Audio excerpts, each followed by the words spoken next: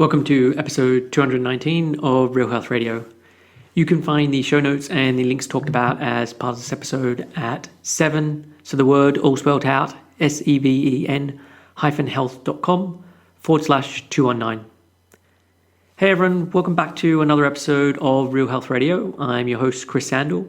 And today on the show, it is a guest interview, and my guest is Veronica Garnett. So Veronica is a health at every size, fat positive and culinary registered dietitian with over 16 years of experience in the food and nutrition field. She provides individual and group culinary, nutrition and dietetic services that are culturally sensitive, weight inclusive and grounded in social justice. She is the creator and host of the forthcoming online cooking show, Diasporadical Kitchen, which aims to dismantle fatphobia, diet culture and other oppressive systems using liberating conversations and highlighting foods from the African Diaspora. Veronica received her bachelor's degree in nutritional sciences from Howard University, her master's degree in nutrition education from Columbia University, and most recently her associate's degree in culinary arts from Hudson County Community College. In addition to her work as a dietitian and culinarian, Veronica is a plus-sized and body-positive model. She's also an avid Adventurista.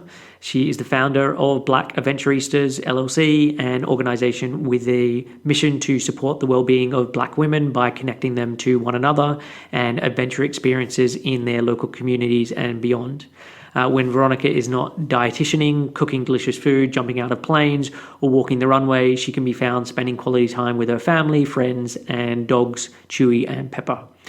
So I became aware of Veronica after hearing her on a number of podcasts and enjoying her story and all about the different businesses she's running and the work she's doing.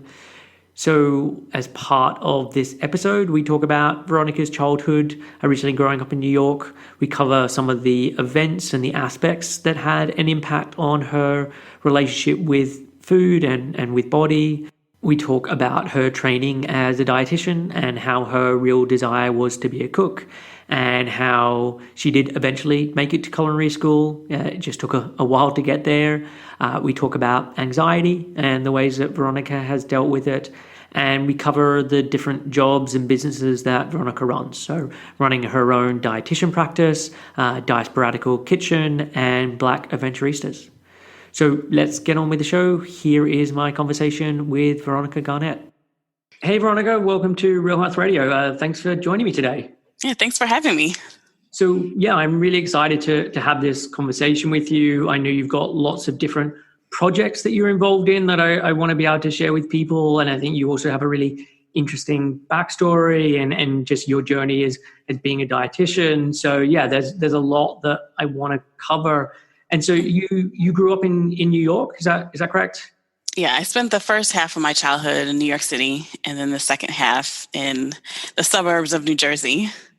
And what was it like in New York? I don't know how old you are, but I kind of have this idea in my mind of New York of at one point being a fairly rough place and then becoming more kind of cleaned up and gentrified and all of that. So how was it for you when you were young? What kind of New York were you exposed to? Yeah, so I'm an 80s baby. Okay. And so, yeah, in the late 80s, early 90s growing up, I mean, I was definitely in the pre-gentrified Harlem. Yeah. Where 125th Street, was still 125th Street with all the street vendors, the neighborhood, the neighborhood where I grew up, it was, mostly African Americans. And I was kind of on the edge of Washington Heights. So there are a lot of Dominican Americans. So yeah, but I had I think a good experience. Yeah, definitely a good experience growing up back then, even I guess with the rough around the edges aspects of New York. There was still a lot of soul and a lot of culture. And now like I don't live, in New York anymore. Yeah. But when I go back to visit and I go back to the neighborhood, like where the house where I grew up in a brownstone. And it's just not the same. It doesn't have the same like soul and energy, and it feels kind of sad. So, but it was was great, like culturally. I'm just thinking about my school experiences and like being in New York City and going to all of the museums. Going on field trips was great because I mean everything was right there in the city for you to experience, and that was definitely not my experience in New Jersey, like in the suburbs. It was totally different. Yeah, I can definitely imagine that. And so, what was growing up in your household like? On paper, my experience was pretty great. Like my mother was a college professor, my father was a lawyer, and we had a solidly middle class existence or experience. Yeah. But I think when you pull back the veil, pull back the covers, it was kind of a volatile experience. At least when my parents were married. It was kind of tough, and I'm kind of glad my parents did divorce when I was 9, and then we moved to my mom, my sister, and I moved to Jersey. And I think that was ultimately it was probably a good thing. As far as food, I don't remember too many like hangups about food. Like I remember there being a lot of pleasure and fun with food. Yeah. Both of my parents were straight size folks. And I don't remember like any really restrictions or, and one thing that I talk about, like my dad was from Kentucky or is from Kentucky, and he would eat like, I remember like some of the staples that maybe he grew up with, like fried bologna sandwiches, or we'd have, like for snacks or for lunch, peanut butter and jelly sandwiches, but they were always toasted with butter first. Yeah. Or sometimes my dad, like after a long day of work, he would like not have a regular dinner, but just come home and have cereal, like Cheerios with like peanut butter. My sister and I would like hang on his side and eat, take scoops of his cereal with peanut butter and milk and all of that. So I just remember there being a lot of, just good, like fun experiences with food. And then also being in New York City where you have such a variety of food around. Yeah, it was kind of great. And I didn't like maybe have a connection. I knew like since I was 5, or that's when the first time I realized that I was a fat kid, or I was bigger than other kids. Like when I look back at, pictures of myself when I was younger, and I was like, I was pretty average, like normal looking child, at least to me. But I think what was considered, and maybe what is still considered normal or average. I hate saying those words, but like whatever is considered like straight size, was just so tight. That range of normal was so tight. But to me, I was like, I look like a pretty, just a pretty average kid. Which I think is really common with clients I work with and other guests I've spoken to who go on to have really difficult relationships with their body and getting into dieting, and they comment of how they felt that from a really young age, and then with hindsight when they look back or now like looking back on photos when they're a kid, they're like, I don't understand it in terms of like I look different to how I imagined I look, because I see myself very straight size now, but at the time that just did not feel like that was the case when I was a kid. Yeah, absolutely. And then I have to, this just makes me think of my own privilege. So I'm a small fat, and like when I look back on that childhood, like I may have been in a larger body than some of the other kids, but then there are kids who are in even bigger bodies, and they're adults now who are even in bigger bodies than me, and they have a completely different experience, or like a worse experience. Like the larger you are, the worse it is. And I just imagine like how tough it was for me, and then I know it's even tougher for other folks, which makes me like really upset about society, like modern Western society, just how we treat bodies and people in larger bodies. It's just it's upsetting. So yeah, totally. And so is there a moment or an event where there was that realization of you as a child where you became aware of your body and aware that your body is bigger than others, or you Yeah, at least thought it was bigger? yeah. Well, I had a moment in kindergarten, and I remember this so vividly, and I wonder if my teacher would remember. And I think like she was a very nice teacher. I really liked her, and I think she's still at the school where I went to elementary school. But yeah, but it seems like it just sticks out and like has stayed with me, all these 30 years post, kindergarten. Yeah. So, yeah, but like it was like a Monday morning or afternoon. So yeah. And I know that we were all lined up, me and my classmates were lined up to show our homework to our teacher, our homework from the weekend. And when I got up there to show my homework, my teacher made a comment about like, oh, you ate too many crackers and peanut butter. Like my favorite snack then was like Ritz crackers with peanut butter, probably like Jif peanut butter. Yeah. And like I could have that probably every day as an afternoon, after school snack. And maybe I must have brought them, if she knew about them, I must have brought it to, school. But she made a comment, and I swear she patted me on the belly and said that like, yeah, that I had eaten too much. And I was like maybe that was the first time I ever made this connection between what I ate and my body. And then also now like my belly and my body is bigger than the other kids. And I don't know how I responded. I'm sure I just absorbed it. I'm sure I didn't tell my parents. I don't know, it was kind of stunned or shocked if I'm looking back on it now. So yeah, that's when I would say from then on, I was fat since I was 5. Yeah. But still, like when I look back, I was a normal, like average looking kid, or at least an average looking kid in Harlem. And I think of, like black children, whatever. Like I was just, I don't think I necessarily stood out. Like when I look at my school pictures, and it's just, kind of crazy to me. And I should say, and I don't, like, there's nothing wrong with not being average, or like being even in a larger body or standing out even more. So I just want to mention that, because I don't want to like, ostracize or like make others feel bad. So I hate using the term average and normal and all of that. So forgive me for that. Yeah, sure.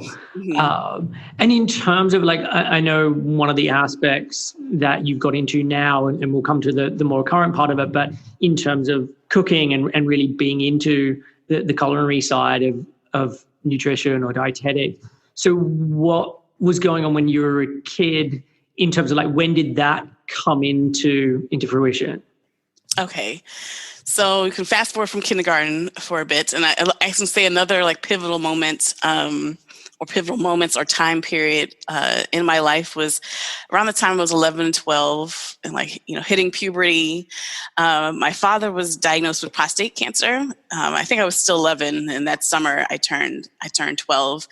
And so my parents were divorced at this point, but my sister and I, my mom, even though my parents were divorced, my mom was very present, and like we would spend a lot of time going back and forth between New York and New Jersey, and we were there for his recovery. He had surgery, and like it was a brownstone. He couldn't necessarily go up and down the steps, and all that stuff. So we were there, helping, and that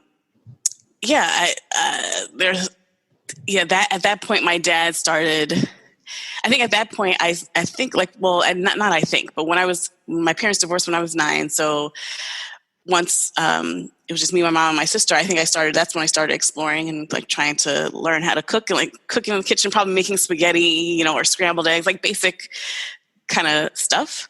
Yeah. And so, so I think like, at 11 or 12, and during my dad's recovery, I know I helped with some of the food, helped with cooking, making stuff.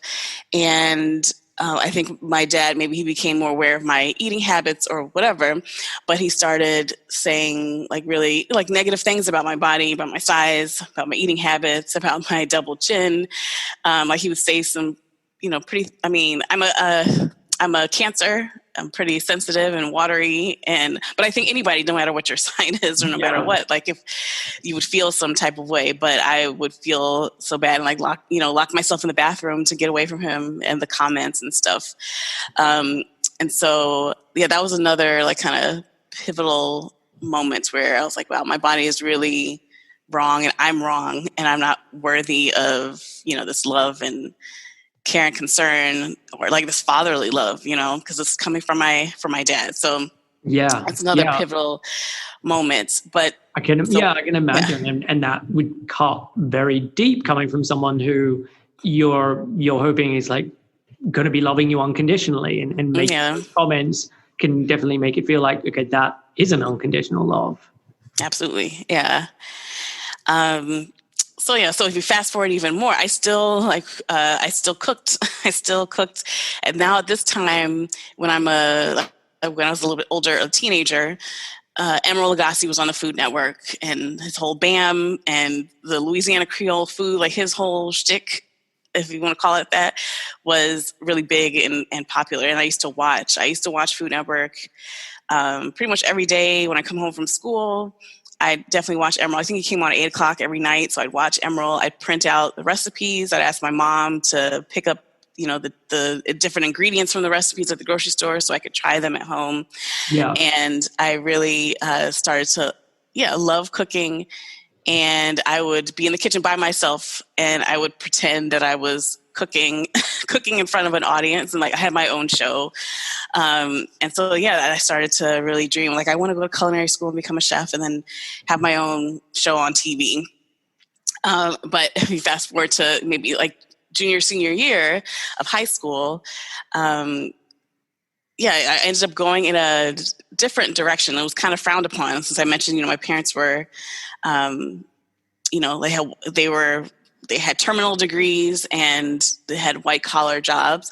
So to work in a kitchen doing blue collar, manual labor, because it is manual, it's hard work being in a restaurant kitchen. Yeah. My mom was like, you don't want to do that. You want to stand on your feet and do all that. And then, it was just kind of frowned upon. So, and I come from this, it's a hyper educated family, like outside of my parents, particularly on my mom's side of the family, like people have degrees on top of degrees.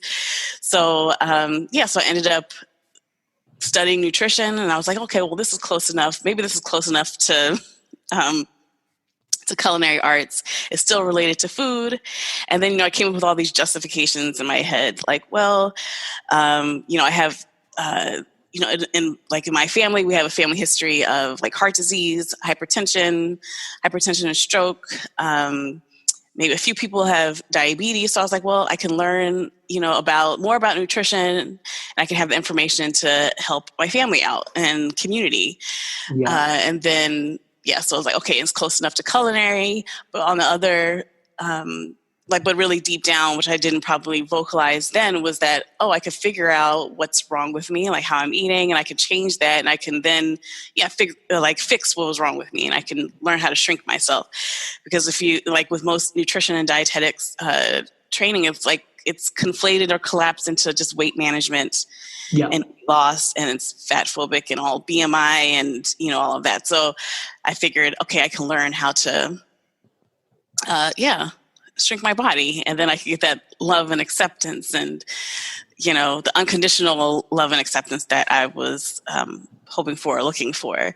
And so I chose dietetics. Because I met with, I think, during freshman orientation week at college, I met with the woman who would become my academic advisor. My mom and I met, all three of us met, and she was talking about the different nutrition programs at the school. And so we had a pre-med and a pre-dental program, a community nutrition, but then there was dietetics.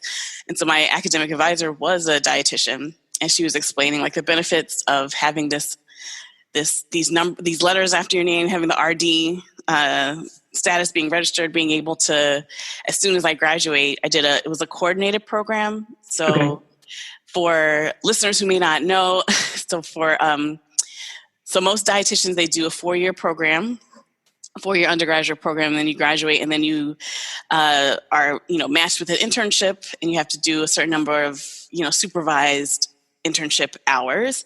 Yeah. But in a coordinated program, everything happens all like in the 4 years of undergrad.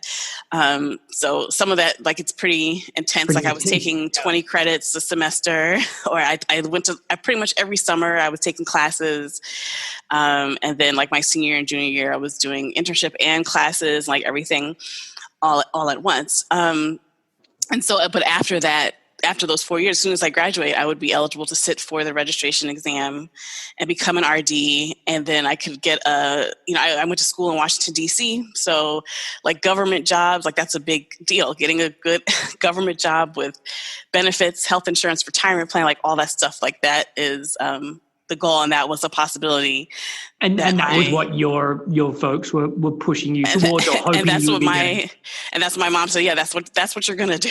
So that's what I did. I went down the dietetics route. So yeah, Okay. and they weren't necessarily pushing me to, or I'll just say my mom, because my dad, after as I got older, he was less and less. After my parents divorced, and then after, that summer, that summer with all the stuff going on, he was like less and less involved in my life. So by the time I got to college, like, my dad he didn't come to my high school graduation, actually any of my graduations. So like he's not been very present.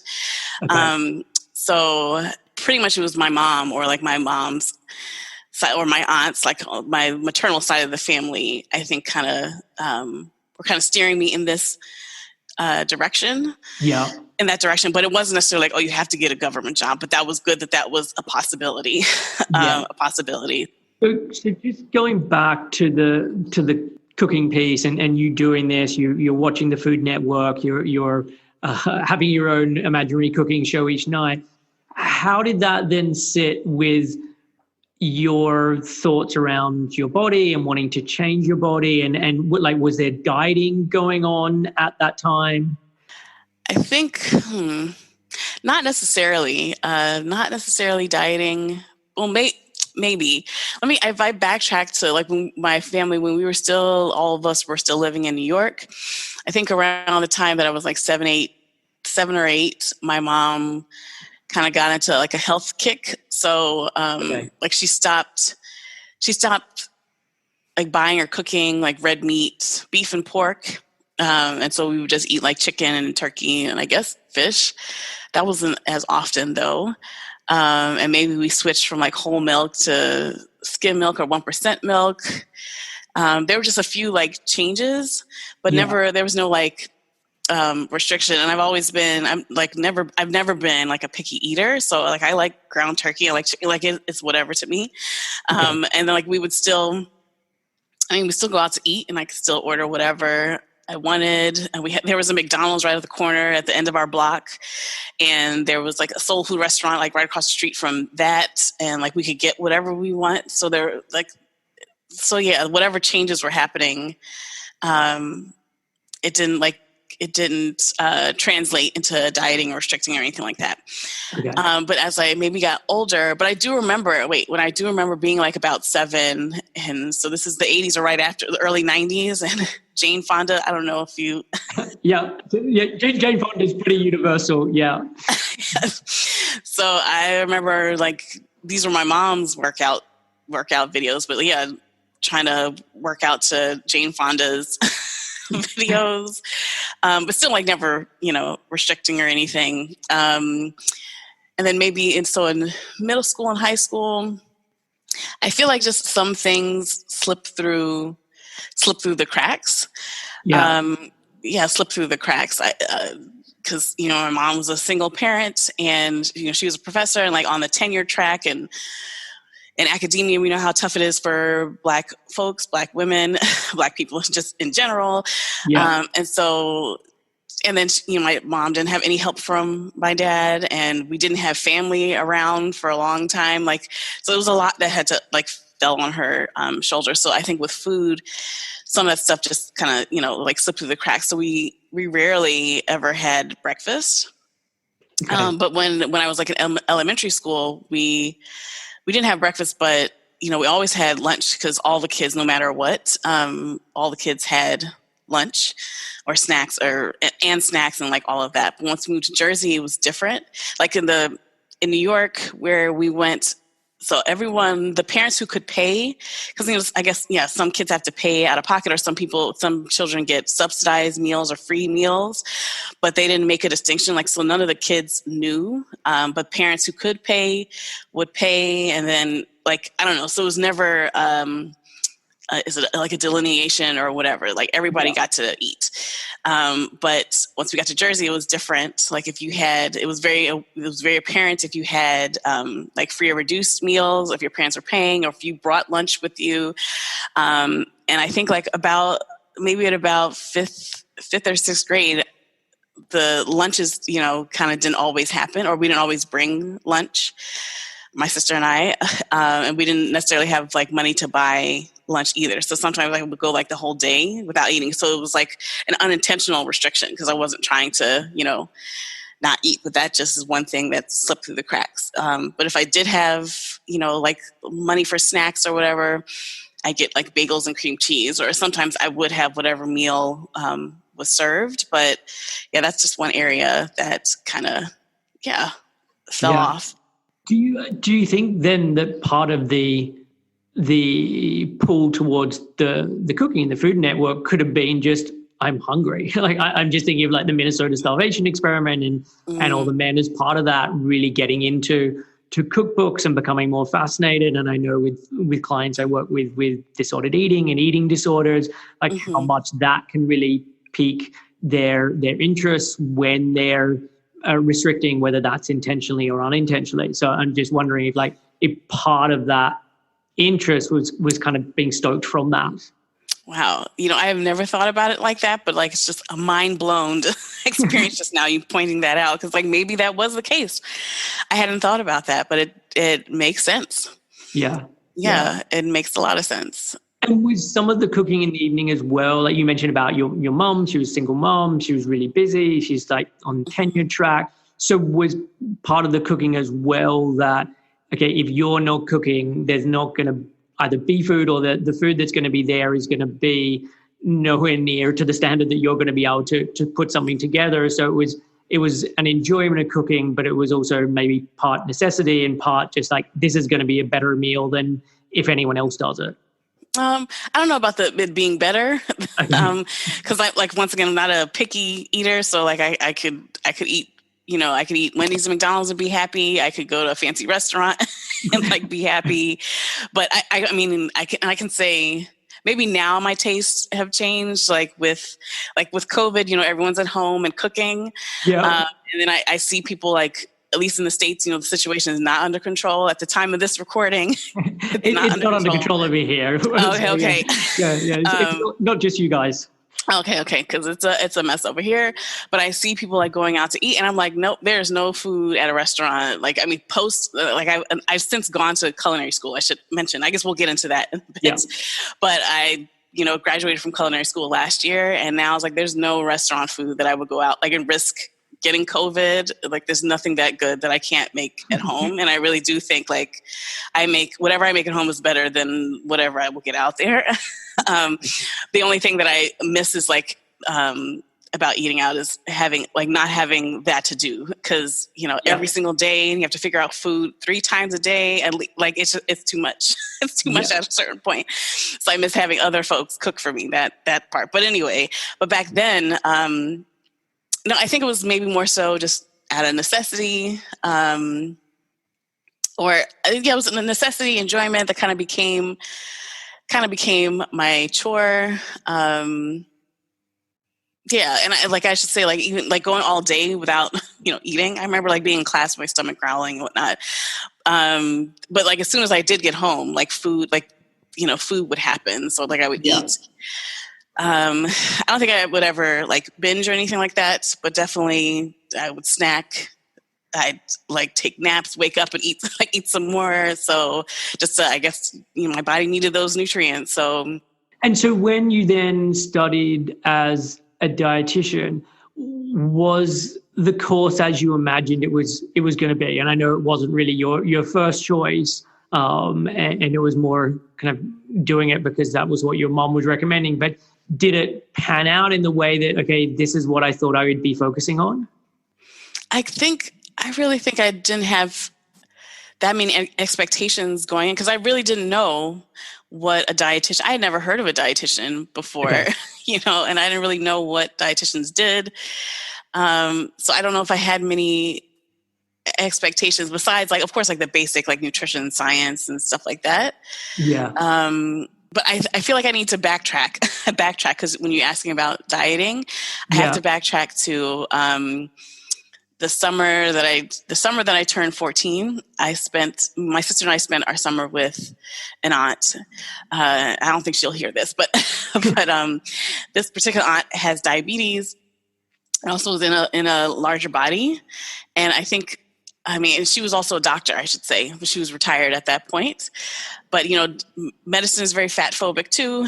And, they use BMI, lazy measurement to, determine folks' health and, all of that. And so she was like, I think she had conflated, or she thought that, and like a lot of doctors say this, or endocrinologists, people who work with diabetics say like, well, if you lose weight, then this will help control your, your diabetes.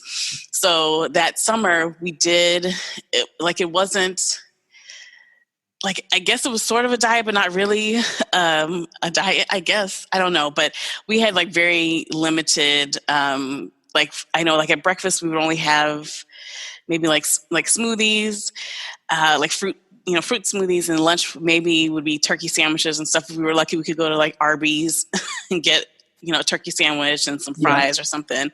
And then dinner was always like rice, and it was probably like brown rice and like black eyed peas or great northern beans, or like very limited green beans, and like very I guess plant-based. And if we were kind of lucky, we'd have a piece of chicken with dinner with the rice and beans, or we'd have the turkey sandwich. But it was very limited what we ate.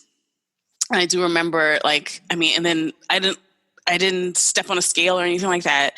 But then when I did get home, after that summer, I had lost weight. And I think maybe since then I did have periods of going up and down, like my weight fluctuate. I mean, that's what happens with, weight cycling and all of that started to happen after that summer. And so then the next summer my sister and I spent that summer with our aunt again. And at this point, like Atkins was really big. Okay. And she thought that my aunt had thought or learned that, this might be helpful for managing her blood glucose. So we were all like, this was not my choice, but we were all kind of following this Atkins plan, or we'd have just like chicken with salad, but carbs were not happening. I remember being so miserable that summer, and just bathroom issues, like not being able to, like when you're eating not enough fiber, not enough carbohydrates, all of that was kind of a mess. So there were those, it's interesting how, it was like that unintentional restriction, when I was a little bit younger, and then this unintentional dieting before my sophomore and junior year of high school. That they had this influence. But then, so if you fast forward to college, and we're learning about BMI and, the healthy ranges, or quote unquote, of what you should be. I definitely my sophomore year, I'd moved to a dorm off campus, and I had unintentionally lost a lot of weight just because the dorm was off campus, and we had a shuttle that was pretty unreliable. So I ended up walking everywhere. And I also didn't have a meal plan since I was off campus. So I just, ate less, but also wasn't trying to restrict or anything. So this just, it just happened. It just happened. But then I go home for the holidays, and then you're eating, and so the weight cycling was a big part of it. But once I realized that I had lost this amount of weight, and then I had gained some over winter break. When I came back for my spring semester, that's when I I think stuff started to get kind of crazy. This is probably the most disordered my relationship with food has ever been. But first I became vegetarian, and then I became vegan, or I'd be vegan 29 days out of the month, and then one day I could have seafood. But then I started doing some definitely restricting. Of course, like I think the vegetarian and veganism, you're restricting a bunch of products, but it's like for some people, it's like another way to diet and lose weight. So that was my motivation of doing that. It wasn't because I was like, let's save the animals, and that wasn't it. It was because I want to lose more weight. Yeah. And so I would. I'm trying to think of some of the things I would do, like let's say on a Saturday at this time, like Fridays. Do y'all have Fridays in the, in the UK? The restaurant? Yes. Mm-hmm. Like TGI Fridays? Is that what you're referencing? Okay, yeah. We have it in the UK. I don't know if I had it in Australia when I was growing up, but it's it's definitely over here. Okay. So on Fridays, like at the time when I was in college, you can get like you can get like a 3-course meal or something for $20. Yeah. So I think I would save up, like not eat all day and then eat till I was stuffed, drink whatever I want, have dessert, do all of that. And then the next day, stay in my dorm room, like with the lights out, and then just drink water and like stay in bed. And like, I wouldn't eat. Or I would like eat once a day. And it was kind of a mess. And I remember having meltdowns at the time. Like my boyfriend at the time, I mean, he was a meat eater, and like he didn't have. I don't think he had a disordered relationship with food, but he was also like in a straight size or thin body. Yeah. So like I feel like people who are straight size and thin bodies have more permission to eat whatever, and like it's okay. Or no one comments or no one says anything. So, but I remember going out to eat with him, going to, Applebee's, and then having a meltdown, crying at the table because there was nothing for me to eat because they didn't really have vegan options. And then whatever I did get, like it wasn't good. And it's like, it was just a mess. Because it sounds like prior to you going off and studying dietetics, there had been some restriction, but it had all been unintentional. Mm-hmm. And then it was more when this course happened, and then there became this bigger focus on food and BMI and weight and all of this, that then spurred some like intentionality into making changes around eating. And I think that is so common with people when they study dietetics or study as a nutritionist.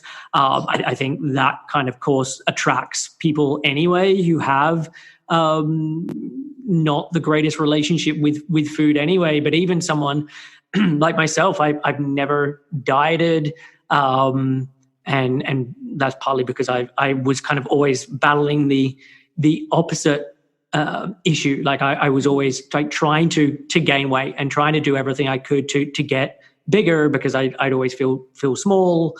Mm-hmm. And just going through and studying nutrition, it really messes with your thoughts around food because you're putting things up on a pedestal. You're learning all of this information and often this information that is so devoid of context.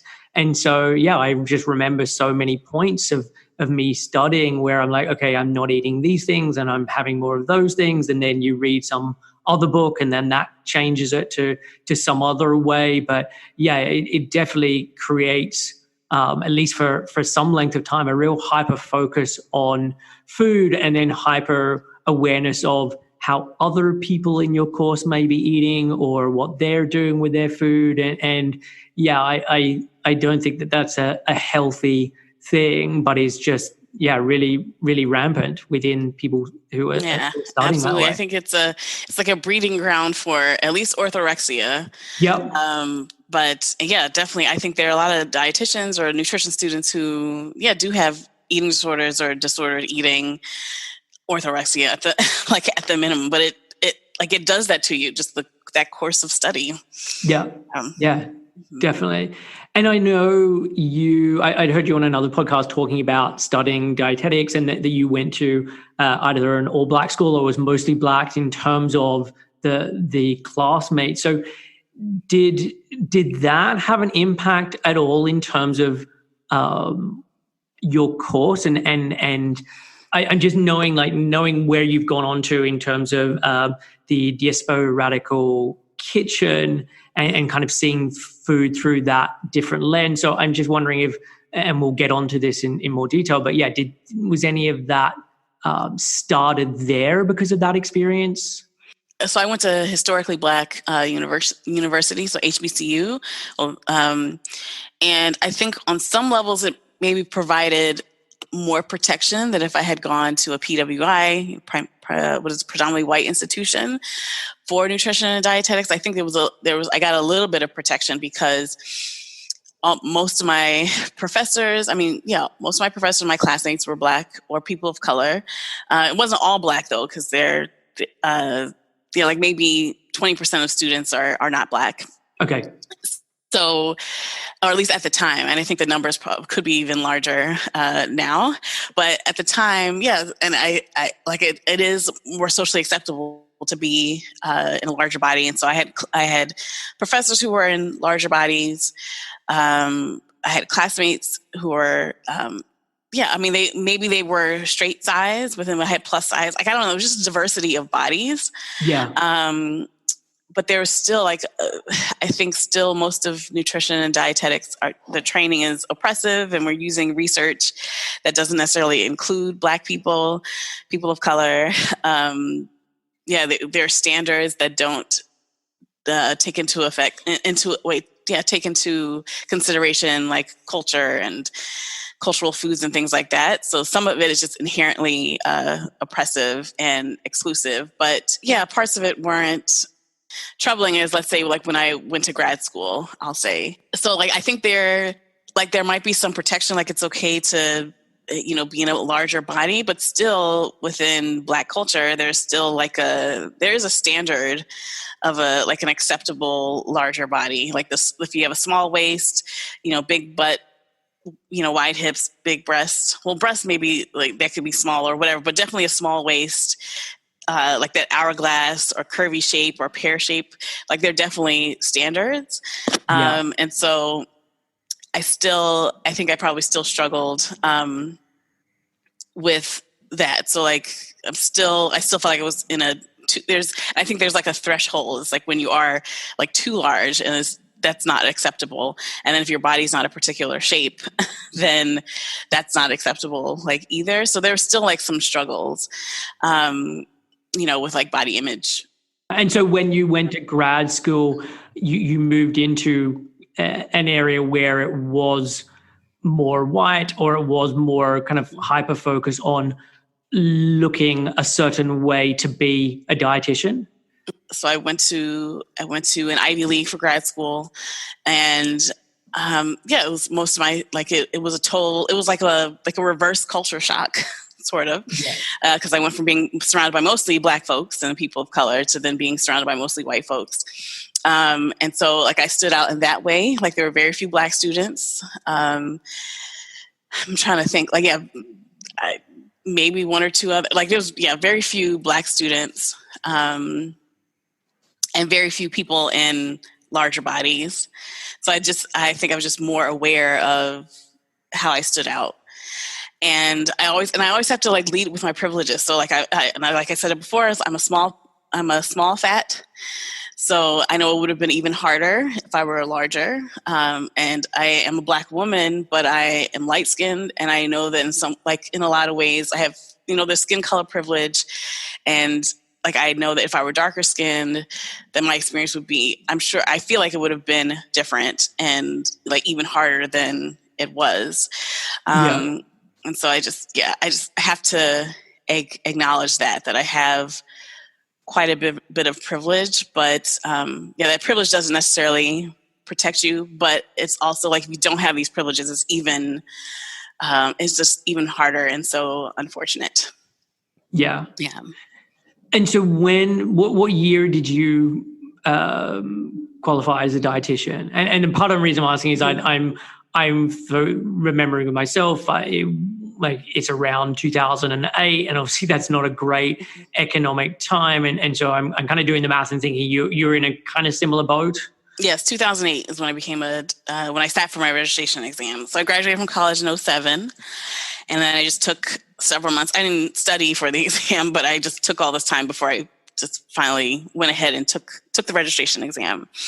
So this was, right on the cusp, or right at the time of the Great Recession, 2008. So yeah, it wasn't a great economic time, but in 2008, right after, like a few months after I sat for the exam that summer, so after I finished my first year of grad school, I went straight to grad school after undergrad, but then after my first year, I started working full time. Okay. And yeah, that definitely set the tone for my career. Like that economic time, like I throughout most of my career, I've worked in the nonprofit sector.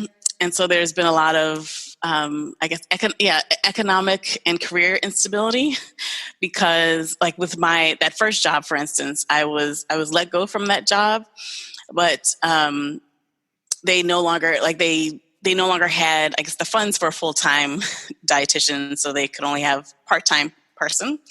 And then like I worked as a consultant after that, only working a few hours a week. The position that I had taken on used to be a full-time position, but then they changed it to a consultant with only a few hours. And then I was only there at this consultant gig for a year, because then I guess maybe they lost their funding, or that contract ended or whatever. So I no longer was working there. Then my next job, I was there for 2 years, but then they had some budget issues. So at the 2-year mark, I was given the option to, I could stay on as a consultant, like maybe 2 days a week, but they could no longer have a full-time, dietitian with benefits. So, it's just, definitely been definitely a lot of instability with that. And so I working in non-for-profit is it's special. And, but I worked in HIV for about, 10 years as an HIV nutrition specialist. And so when you were finishing up your internship or your with your dietetics, had you sort of earmarked, like, I really want to work in this not-for-profit area, I really like the idea of HIV nutrition, and that was like where you specifically were aiming towards, or it was more that was just where your first job happened to be, and then it just kind of went from there? I just kind of fell into it. So my senior year in college, I trained for a marathon. There was this organization called the National AIDS Marathon Training Program. They raised funds around different major cities. Like they were in DC, I think New York, Chicago, and LA. But they raised money for different AIDS service organizations or HIV service organizations, throughout the country. And so you would train for it was a 6-month training program. So you train to run a marathon. And then at the same time, you have to raise money for these organizations. So I was raising money for the Whitman Walker Clinic in DC. They were the largest provider of HIV services in DC, or the DC area. So, and of course, like my motivation to do that, like it wasn't so altruistic. It was, I was trying to lose weight. And at that point, like I had stopped doing the vegetarian and vegan thing. And so I was kind of eating more normally, but still kind of weird with my eating and stuff. But this was like another way to try to shrink myself, and of course, like the weight cycling had happened throughout, my college experience. So I started, but then, became more passionate about the fundraising and the work that I was doing. Yeah. And so then when I was able to use that experience, put that on my resume, and I saw that this job was in HIV. And so I just kind of fell into it. And then in some ways I felt like kind of pigeonholed in that area. Because I didn't go and work in a hospital and do clinical, it was hard to get into clinical after being out of it for a while, being community for a while. But also I should say, when I was doing my dietetic internship, I did not like clinical. I did not like being in a hospital. I don't like being in nursing. I still don't. Still don't like those environments. And then with food service management, I didn't really like that. I didn't really like that either. So I felt like that all that left was community. So I looked for community jobs. I felt like with community jobs, I could be more creative and I could be more like hands-on with food. Because in clinical and food service, like you're not really hands-on with food.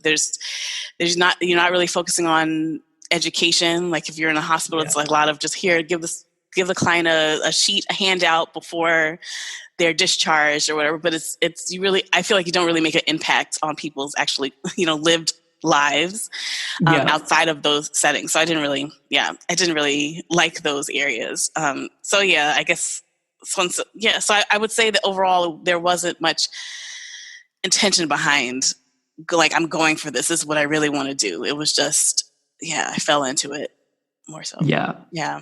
And then when did you discover health at every size? Like, is this a more recent thing, or this happened shortly after you finished studying? So I should say, so it took me 5 years to complete my master's program because life happened. Okay. And I get happy to share that experience too, but I went through like a quarter life crisis. Okay. Let's put a pin in the health at every size, and let's go to you having your quarter life crisis. Yeah. So I definitely went through, and so I had this quarter life crisis, but also I think it was, I'm trying to like remember the timeline.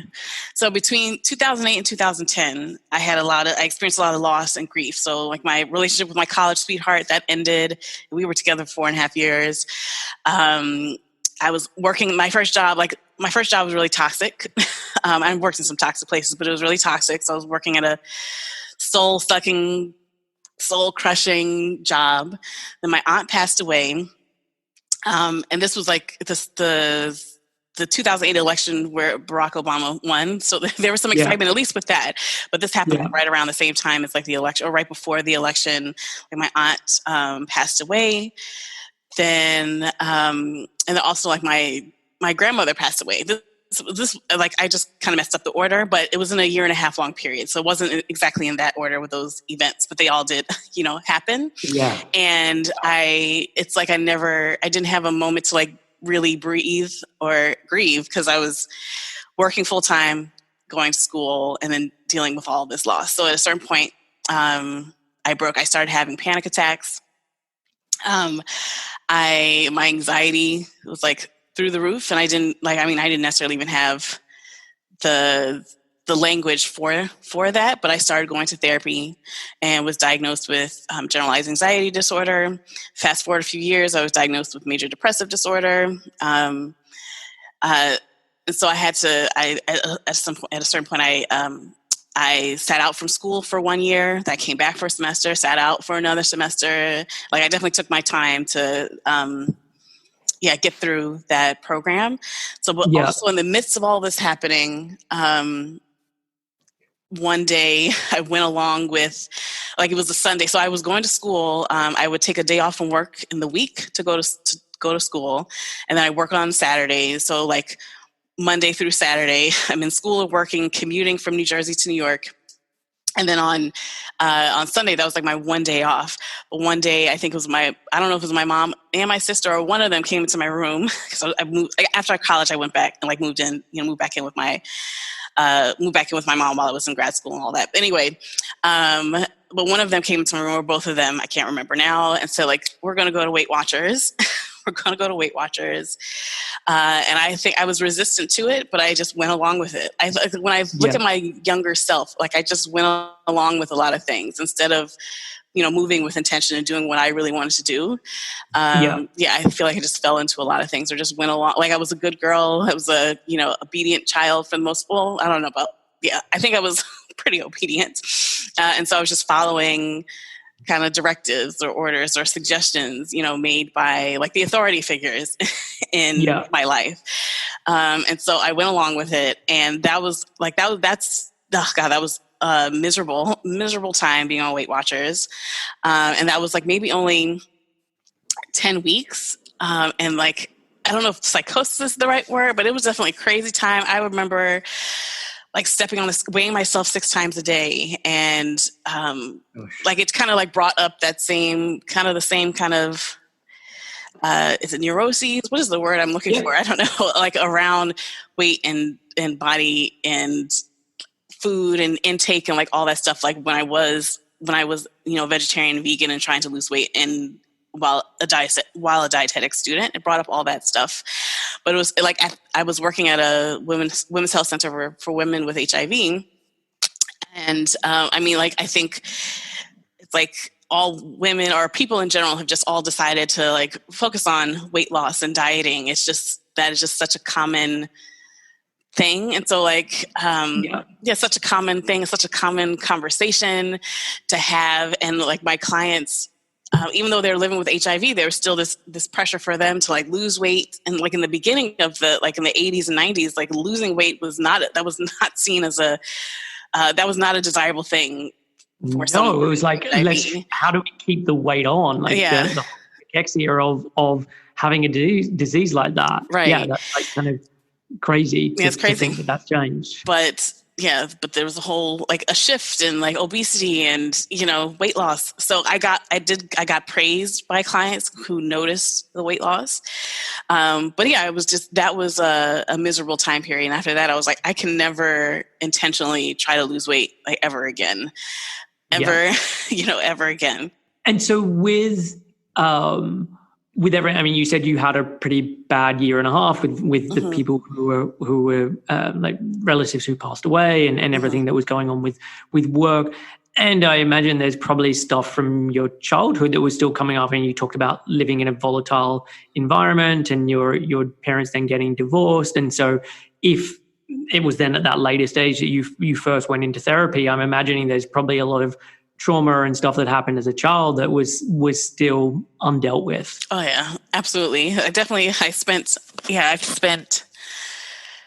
let's see, if that was 2009. So yeah, about the last 11 years and I'm not like straight, but I've been in therapy and I've done psychoanalysis, where you lay on the couch and the therapist is out of sight. That was anxiety thing, but I've done psychoanalysis. I've done cognitive behavioral therapy. I've done like all these things to try to unpack all that stuff, to heal all of those wounds. But that has been like, therapy is hard. It's hard. Or like facing those memories, facing the trauma, the abandonment, neglect, like all that stuff.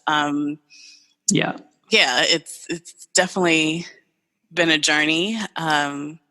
What has helped with your anxiety? Like, are there things that you either do on a regular basis or kind of bigger events or whatever that have actually really helped for that, for you? Yeah. So this now would be a good time to talk about Black Adventuristas. But so like after that year and a half long period of the loss and the grief and having panic attacks and all that, I did like this was now the spring and summer of 2010. When I look back on it, like now I know that was a major depressive episode, but at the time I didn't know. But at a certain point, like I like, okay, in that spring and summer, I cried like every day for several hours a day, 2 months straight. 2 months straight. But that was like when I finally had a moment to like sit down and breathe and actually like be in my body and like experience the grief and everything. It all like, came back to me like at that moment. But after 2 months of that, I'm like, I can't keep living like this. And so at the time I was going to therapy. But I think like but when I said I can't keep living like this, I decided like before my 25th birthday, that I was going to start doing stuff. I had just moved to Brooklyn, I should say, that the previous fall. And I was like, I want to start exploring the city. And my thing was, if I could, and I started getting into adventure activities. Long story short, I started getting to adventure activities, and my logic behind that was if I could, I had a fear of falling and dying, a fear of heights. Okay. And I was like, well, if I can conquer this fear, this is something that makes me really anxious, then I can deal with the little anxieties or not so little anxieties that I experience on my day to day. So for my 25th birthday, I signed up for a flying trapeze class.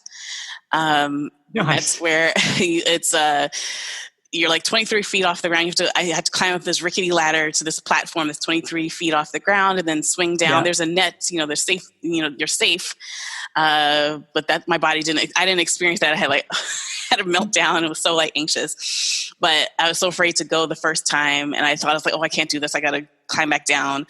And the instructor was like, the best way to get down is to swing down. So I finally built up the courage to swing, and then really loved it, found it to be exhilarating. And then I ended up going swinging 4 times, going 4 times during that course. And so from then I was kind of hooked.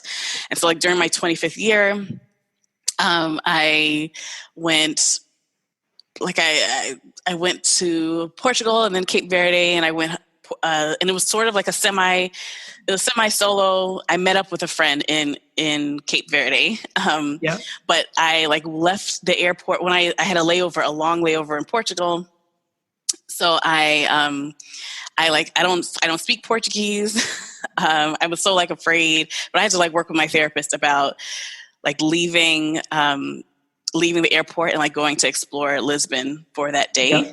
But I went and did it. Then when I was in Cape Verde, I went volcano trekking for the first time. And now when I'm back at home, I went ice skating for the first time.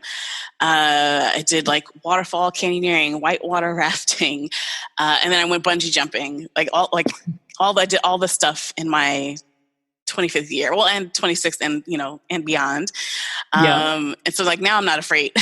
Now I'm not really afraid of heights, but that for me, then that was a self-care tool. And it was a way to help, one of the many ways to help manage the anxiety. And what I noticed when I was out there, doing the wilderness stuff, doing outdoor activities, there would be very few Black people. I'd be the only one. And I was there has to be more of us out here who are interested in these kind of things. And so I didn't see the community that I wanted. So I ended up creating it. So I built this adventure community for Black women. And I've hosted different adventure events, but the mission of that organization or that platform is to support the well-being of Black women by first connecting us to each other, but then adventure experiences in our local communities and beyond. But that all started from my mental health, because of my mental health crises and mental health journey. Yeah. And so I should say with the anxiety, that was just one tool. So there was therapy, there's medication. The first thing I wanted to say when you asked, what do I do? Prozac has been great. It's been great. I've tried different, I was on Zoloft before, but the medications have been helpful. I went to a spiritual center. I did everything that I could possibly do to get better. And it's not when it comes to mental illness, when depression and anxiety, it's never just one thing, one and done. Sure. So I'm going to have as many tools in my arsenal as possible to get better, because I don't want to be suffering and struggling like this, but it's definitely been a journey, an up and down journey. And I do say, I think that journey has been so helpful. And now the work that I do with my clients, because I've had this experience and I've done a lot of the internal work, that at least if nothing, I know I'm not a therapist. I have to see this. I'm not a mental health therapist. I don't pretend like I am, but I can definitely hold space for people in a way that I might not have, or might not have been able to if I hadn't gone through these experiences, myself. So, yeah. Nice. Well, I can say categorically, you are the first guest on the show to recommend bungee jumping for self-care. Yes. But I mean, as you're kind of listening through all those events that you did, I was that sounds that sounds very much up my street, and I would love to be doing them. But I think it's a really great thing. And so how long after that 25th and 26th year was it that you then set up Black Adventuristas? Like, was it a pretty immediate thing? I think I came up with the idea in 2012. Oh, wait, and I think I misspoke. I said I went bungee jumping. I went skydiving, my 25th year. But I did go bungee jumping. I went to New Zealand for my 31st birthday. It was I went a solo trip by myself, got a good flight deal. And I was like, if I go all the way to New Zealand, I'm going to go bungee jumping. So I did do that. But so it was skydiving. So sorry. But in my 25th year. It was in 2012 when I came up with the idea for Black Adventuristas. And first it was called Chocolate Chip and Raisin because I can tell you the story behind that. That name is like near and dear to my heart, but I'm glad that I changed it. But because people thought that I was like, had a cookie or baking company because I was a dietitian and chocolate chip and raisin. But really the story behind that, or the name is, I remember talking to a friend of mine. I was talking to my supervisor at one of my jobs about I was about to go waterfall canyoneering. It was like rappelling. And I was explaining how like a lot of times when I go and do these outdoor things, I'm like the only Black person, or the only Black woman, or one of a few, like we're just sprinkling. And so my supervisor was like, "Oh, so you're the only chocolate chip in the cookie." And then I was telling another friend about being the only chocolate chip. And she's like, "I've been called the only raisin in the bowl of milk." So then I was like, "Oh, chocolate chip and raisin, like we're coming together." Like those of us who are used to being like the only one, the only Black person in a white space, let's come together and go on these adventures. But yeah, that was a really confusing name. So that was the spring or summer of 2012. And then I worked with the design team to build my website from scratch and do logo development. That took, I think, a total of a year. Was it a year and a half? So I officially launched in like the beginning of 2014. And after 6 months of going to networking events and trying to promote chocolate chip and raisin, I just realized that name just didn't, was not gonna work. So in the summer of 2014, I changed the name, and the platform, things picked up. Right at that same time, there was this whole Black travel movement on social media that was happening. Like Black folks have been traveling internationally since before then, but it was really on social media and on Instagram was a really big thing. And so my brand got swept up in that movement. And nice. So I got a lot of followers. I would host different adventure, meetups, horseback riding and wine tasting and kayaking and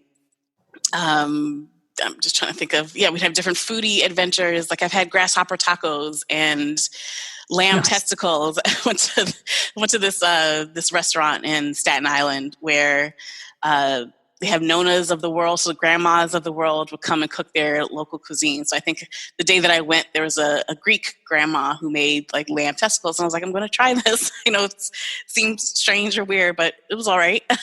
So I've hosted those type of meetups and events. And so just to fast forward and explain what's going on with Black Adventuristas. When I started or when I launched it, I was laid off from one of the jobs that I mentioned, the one that I could stay on as a consultant, or I could, take my severance package and leave. I took my severance package from the job and unemployment insurance, and I did that.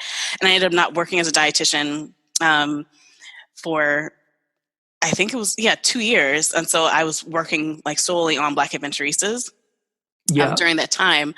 But it definitely wasn't financially viable, or at a certain point, I need a job. I need a job and I need some money, while I'm building this. So I did go back to work as a dietitian. And this was now 2016. So, but I started working full time, and then I got a consultant job, and then I got a per diem job at a hospital. So I was working 3 jobs. And so Black Adventuristas just went on the back burner. And it's been on the back burner. Once a year, I'll have a meetup or an event. It's very sporadic, but I just haven't had the bandwidth. And now with COVID, like that's definitely on the back burner, but I'm hoping when we're on the other side of this pandemic to, revitalize the brand and to like grow the community and get it to the place where I had envisioned back then. But, life happens, and I give myself a lot of grace for, And look, it's a great name, and it's also a really great idea. And I think kind of just from your experience, how beneficial that was for anxiety. But I imagine kind of bigger picture than that was really helpful. And so to be able to offer that and be part of that and create a movement from it, that sounds really, really cool. Yeah. And I think also like I've kind of struggled with it a little bit, like what to do, moving forward, because I also feel like I'm in a better place mentally and emotionally. And so I don't need to, jump out of a plane or or jump off of a platform or whatever to I don't feel like I need that tool as much now. And then also another thing that like I'm so much more aware of now is that in the adventure world, it's a lot of it is like it's unintentional. I think it's unintentional, but it is like fat phobic or not. It's definitely not weight inclusive. Like a lot of these activities have weight limits. I mean, I know it was a struggle for me. I think now that I probably wouldn't meet the weight requirements to go skydiving, bungee jumping. I don't know. They're definitely definitely are weight limits. And I remember even struggling when I was in a smaller fat body, having the right gear and equipment, like harnesses were so uncomfortable. And like the little body suits and things like that, I was pretty much like the biggest size that they had available, or I had to fit. And so it's inaccessible to people who are even in larger bodies. And so whenever I do focus on Black Adventuristas again, I want to definitely address that inclusivity, because a lot of times the activities are racially exclusive, but it's exclusive in so many more ways. Like for people who have different physical disabilities, it's a challenge. So now that I have more awareness about those things, I have to there's some rethinking that I have to do with my brand. But that was just an aside. Yeah, but it then sounds like the brand then becomes something bigger than what you originally envisaged, and before it was part of helping you with the anxiety, and now it's served that purpose, and it can go on to serve a bigger purpose where you're kind of looking much more outwards instead of internally. Right. Yeah. So let's come back to the question of health at every size that we put a pin in. So how did you and when did you become exposed to that?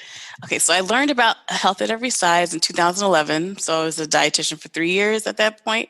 And this is after I quit Weight Watchers. And when I made the decision, I am never going to intentionally try to lose weight again. And I should mention, one of my jobs, the one where I was laid off, that was, I think, the last time I ever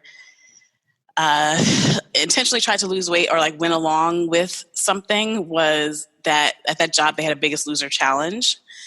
And that was once again another, it just wasn't, it's never intentional weight loss has never been a good experience for me mentally, emotionally. So after all those experiences, and I, after I had sat out at school, came back, I took a course. I took a course in 2011 about women and weight and body image issues. And that opened my mind to different ways of thinking about bodies and weight. And I think, yes, a little bit further, in the fall, that's when I learned about health at every size. And I got the book by Lindo Bacon, and it was a life changer for me. And then, so ever since then, I was like, okay, I took it and ran with it. So that was in the fall, and in that spring semester, I had to do my master's thesis, and I based it off of health at every size. I created a nutrition education program for Black women, or African descended women, using health at every size as the framework. And so like ever since then, I'm a health at every size practitioner. And so I've not always been able to operate as a HAES provider because I worked for other organizations and they have their rules and guidelines and funding and blah, blah, blah. But I would try to like incorporate those, my principles and values like into my work. And so like, yeah, it's just been a life changer on a personal level. It's helped, with my own journey towards body acceptance and like healing my relationship with food, healing my relationship with my body. And and so now that I guess I should, I can fill in some gaps with the storyline. So I was working all those 3 jobs. So I quit my job. First I started culinary school. When I turned 32, I was like, I'm going to do everything I said that I wanted to do and haven't done because I was like following someone else's, playbook or rules for, my life or for life in general or whatever. And so I enrolled in culinary school. And then I just remember, like, I think I'm a Cancer, so I'm, I already mentioned that before, but I'm watery. I remember getting so emotional my first day of class, culinary school.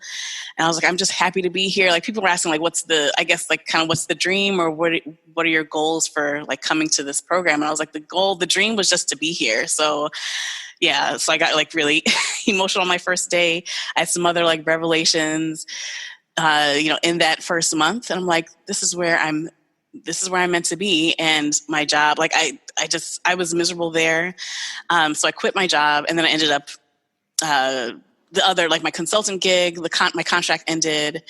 And then I eventually left my like per diem hospital job. And so I just, focused on culinary school. And that was one of the best educational experiences I've ever had. And that was like, talk about intention. That was like something that like I'm finally going after, like what it is I really want to, go after. And so while I was in culinary school, so it was a 2-year program. So the spring of 2019, that was my final semester. And we had to, in order to graduate, you have to complete an externship, a certain number of hours.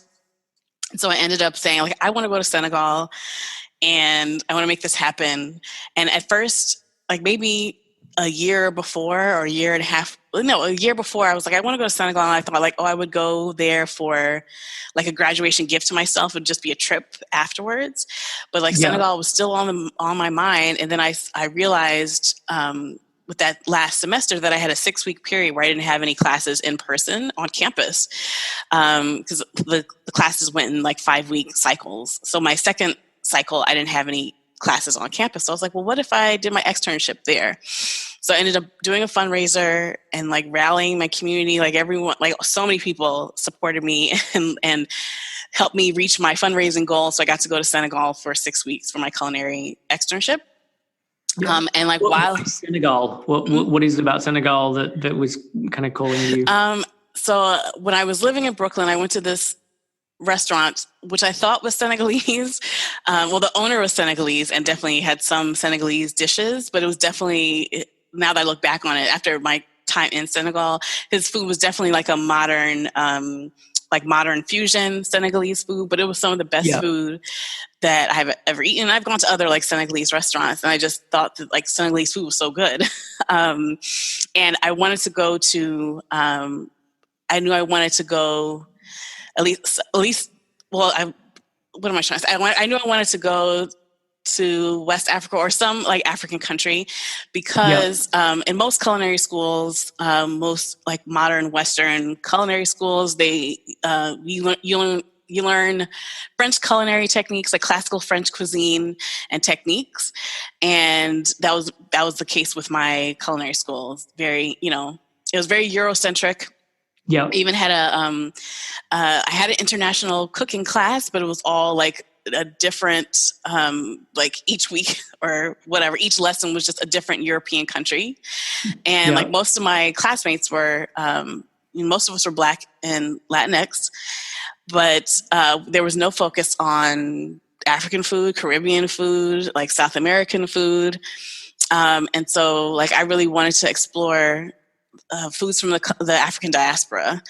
And so, yeah, like the dream really for me, like at least when I went to Senegal, the dream, or after when I graduated, the dream was I would love to go country hopping throughout Africa and like learn just all about the food, like the same thing that I did in Senegal, I want to do in every other country. I've only been to two countries in Africa. There's 52 more that I want to visit, just explore the culinary traditions and the current culinary scene.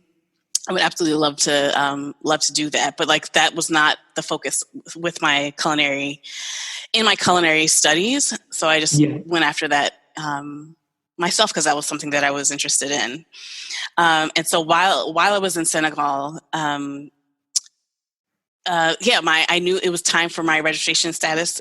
Like I knew before I left that like if I didn't pay whatever money that my registration status was going to lapse. Yeah. And I actually let my registration status lapse. And I remember crying again because I'm a crier. I remember crying again, like crying tears of relief because I was like, oh God, thank God I don't have to do this anymore. I don't want to do it. I don't want to do it. Like it's been a hard journey. I know I haven't gone into too much detail, but it's like being a dietitian.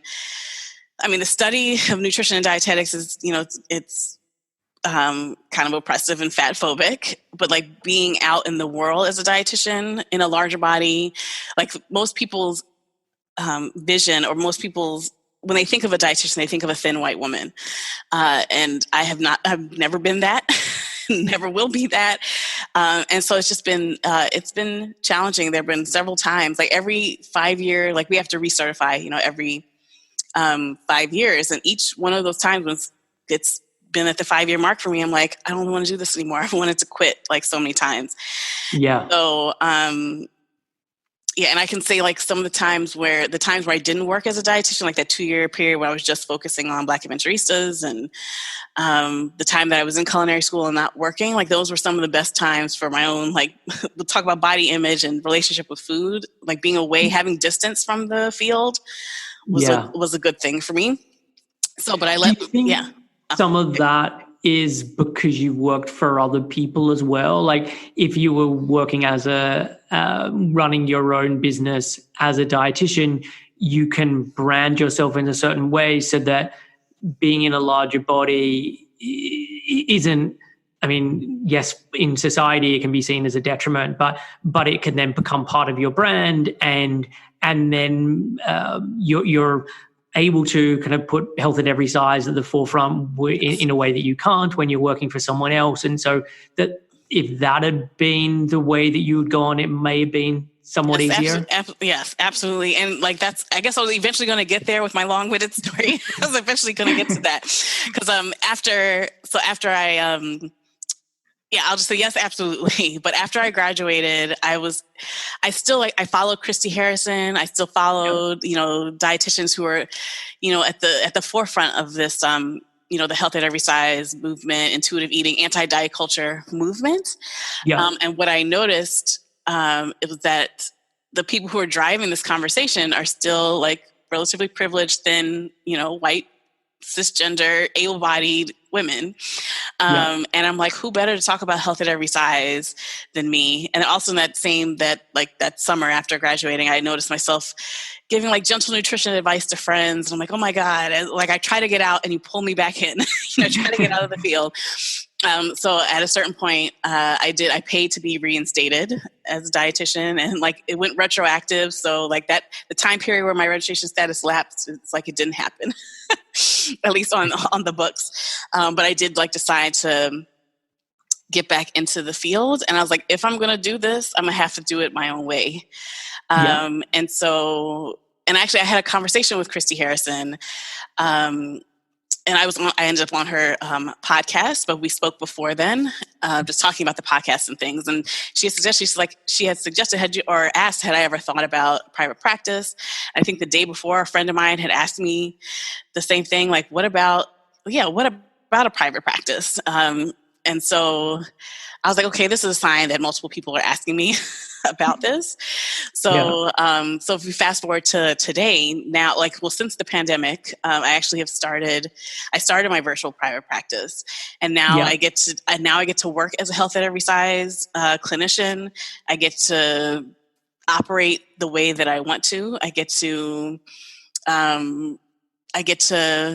like, so I haven't posted that much on my Veronica the Dietitian Instagram page, but my last post was Columbus Day, or Indigenous Peoples Day, and I posted like "fuck Columbus" on my Instagram page, and like I would never have thought about doing that like while I was working for someone else, but I get to be more of my authentic self and to bring my social justice leanings or values to my work.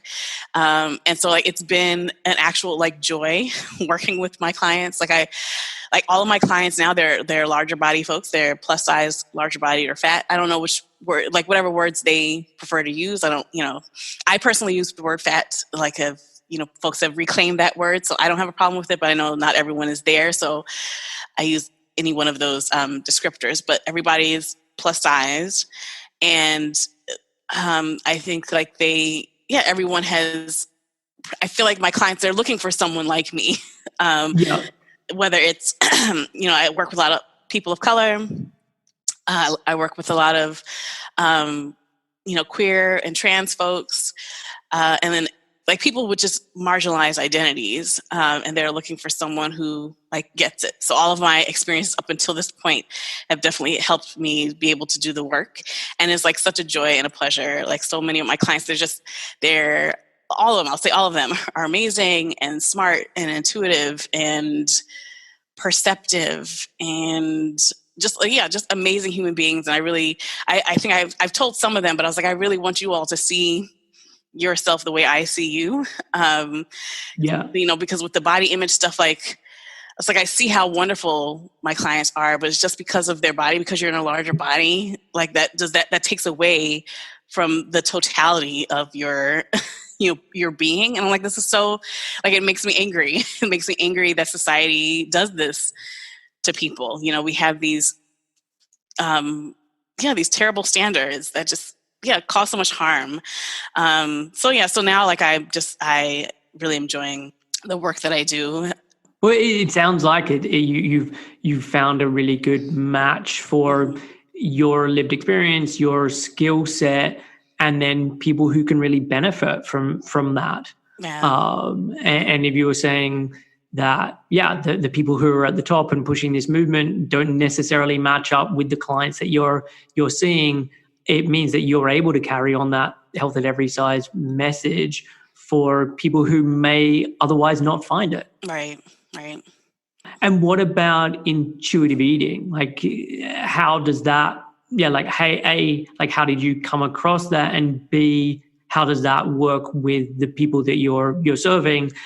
Because I do know that intuitive eating, has its limitations and it's not always appropriate in all situations. So I just wanted to get a sense for you how you feel that matches up with what you're doing. Yeah, I mean, I think intuitive eating, health at every size, like they both have their what was the word that you just used? Sorry. Limitations. Yeah, their limitations. Yeah, they both have their limitations.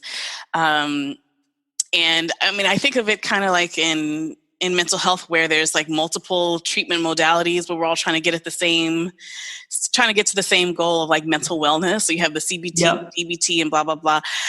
Or like with religion and spirituality, it's like we're all trying to get to this one truth and spiritual enlightenment or whatever, but then there's Christianity and Islam. And, I think it's sort of like the same thing with like maybe health at every size or intuitive eating. Maybe these aren't the like frameworks that work for everyone, but it works for some folks, and we're all kind of getting towards the same truth, or like having that healed relationship with food in the body.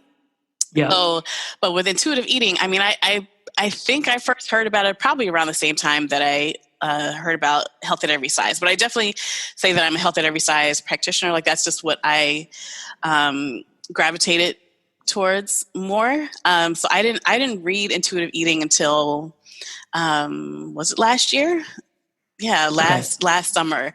And so I didn't connect to it as much, but I do, like, I mean, I understand the principles and connect connect to them in some ways. And I do use some of those like principles or some of the exercises like that are in the intuitive eating workbook. I do use some of those things like in the work that I do with clients.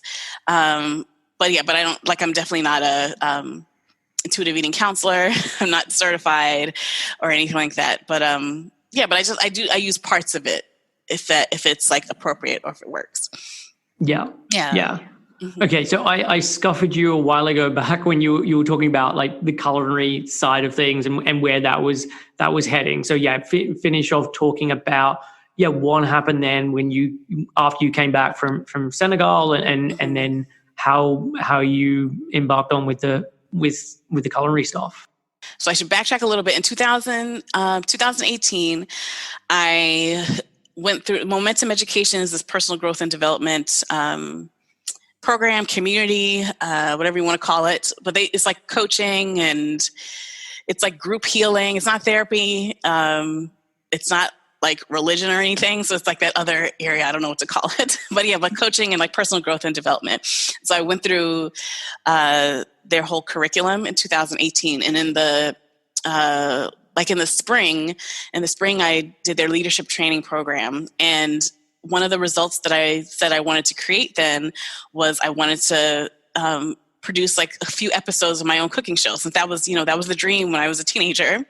And so I worked with two of my teammates we produced 3 episodes. Well, actually it was 4, but we lost footage for 1, but anyway, that doesn't matter.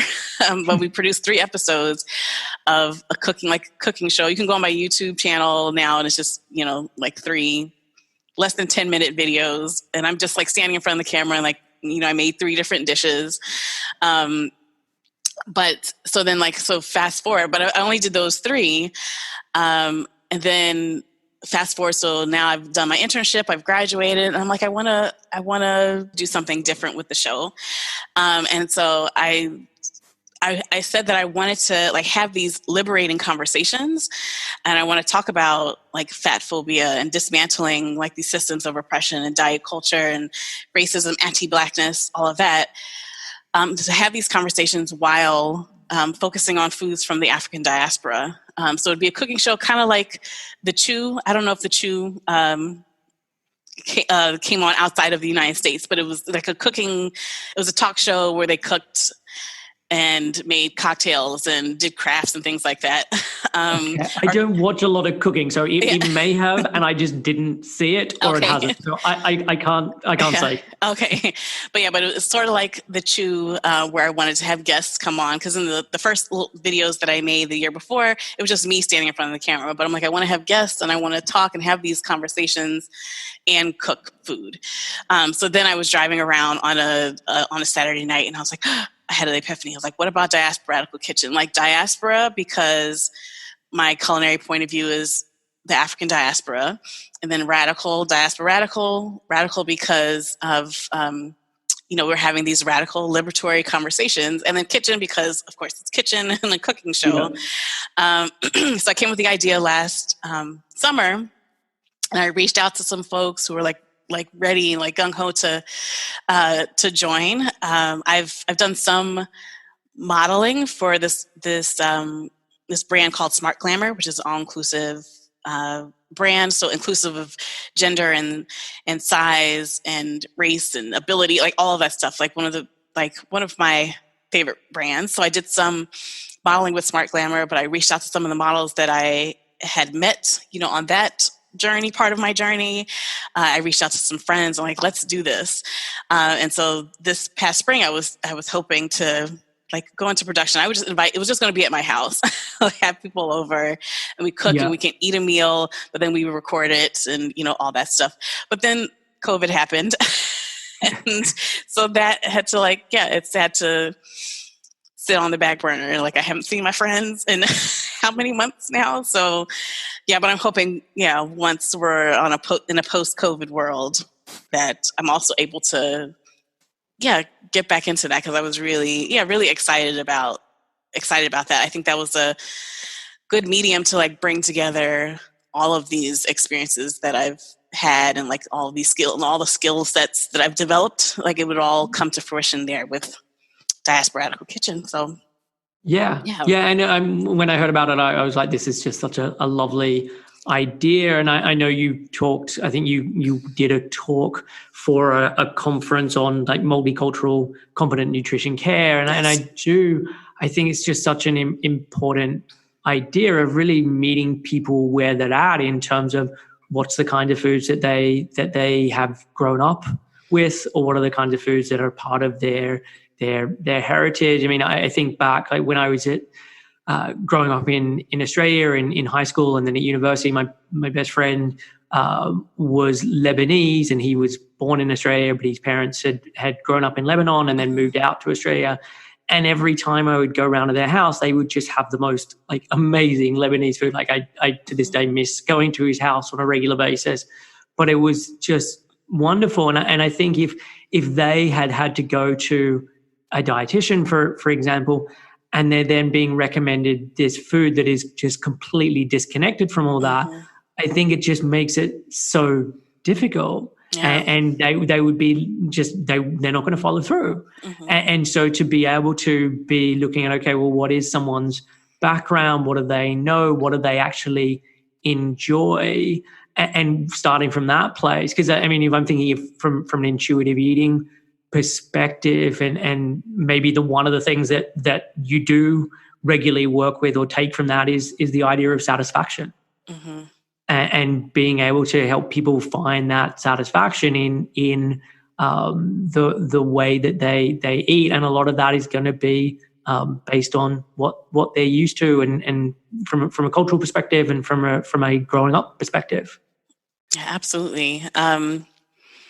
I think there's this notion that like, well, what we think of as healthy or nutritious food, is very Eurocentric. And I like, that is not, in my opinion, that is not the only way to be. And I think also like, or Black food, quote unquote, or soul food, or Caribbean food, or African food is like looked at as if it's inferior. Like with soul food, for instance, people call it slave food, which I think is an insult to the ancestors. If you ask to my ancestors, like when people were using ingenuity to like nourish and feed themselves, like, but it's like it's frowned upon. But our cultural and like culinary traditions are so important, and they can be healthy and nutritious, and nourishing and satisfying, like all of those things. So I'm just thinking, like when you were speaking, it's made me think about, I've created meal plans for clients, and I don't do meal plans in traditional sense, in that like I don't put portion sizes and or exchanges or anything like that. And I should say that like most of my clients, like no one has a like active eating disorder. They're in some they're in a good place with recovery, or they just have disordered eating and never had a diagnosis. So I can like do that, and we're working on like intuitive eating, and so it's like intuitive eating, like coaching, or getting them attuned to their hunger and satiety cues and like all of that.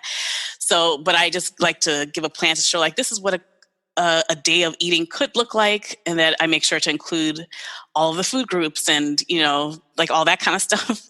But then I'm like, I work with clients to help them like get attuned to, like, I can't tell you what portion size is appropriate for you. You have to pay attention to your body and all of that. But anyway, I've made these meal plans, and I had one client who is Haitian American. And then I have another client who is with my Haitian client, I made sure to include like griot and what are some of the other I just made sure to include like traditional Haitian dishes, and then like maybe like, and I wouldn't even alter some of the foods, like if you have fried plantains with something, or you have fried meat or whatever, like that stays exactly the same. And then like maybe for snacks, we make sure we get a vegetable or fruit in, or some yogurt or calcium rich food or whatever, but I don't change like the actual foods necessarily. Or if you want to like add some more nutrition by like adding some more vegetables to this, like sure, go ahead. But the heart of the meal and the dish is still the same. And then I have another client who is Indigenous, Native American, and Samoan. And so I made sure to include like both Samoan food and Native American food, and like this variety.